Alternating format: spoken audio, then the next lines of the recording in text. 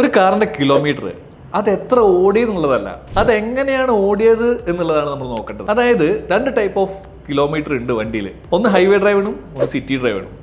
ഇപ്പോൾ ഒരു എക്സാമ്പിൾ ഞാൻ പറഞ്ഞുതരാം.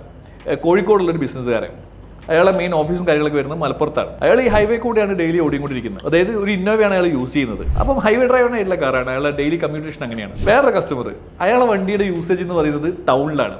പുള്ളിക്കൊരു ക്ലിനിക്കാണ്. ഒരു സ്ഥലത്ത് നിന്ന് അടുത്ത സ്ഥലത്തേക്ക് പോകുന്നു, അടുത്ത സ്ഥലത്ത് നിന്ന് അടുത്ത സ്ഥലത്തേക്ക് പോകുന്നു. ടൗണിൻ്റെ അകത്ത് തന്നെയാണ് യൂസേജ്. വല്ലപ്പോഴും എന്തെങ്കിലും വീക്കെൻഡിൽ പുറത്തേക്കോ ലോങ്ങിലേക്കൊക്കെ പോയെങ്കിലായി.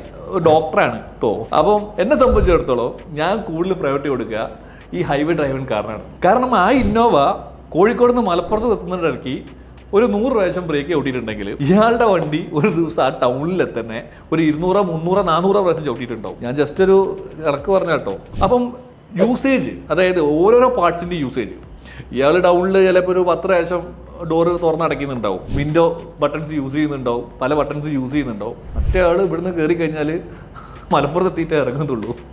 ഓരോ ഓപ്പണ് ഒരു ക്ലോസ്. അതിൽ വേറെ മൈനറായിട്ടുള്ള കാര്യങ്ങളുണ്ട്, മനസ്സിലായില്ലേ? ഞാൻ ഉദ്ദേശിക്കുന്നത് ഡിപ്രിസിയേഷനാണ്, തേയ്മാനം. മറ്റേത് എന്ന് പറഞ്ഞാൽ ക്ലച്ചും ബ്രേക്കും അതുമായിട്ട് ബന്ധപ്പെട്ട സകല സാധനങ്ങളും ഏകദേശം ഒരു 50,000 കിലോമീറ്ററിൻ്റെ ഉള്ളിൽ ഒരു വഴിക്കായിട്ടുണ്ടാവും.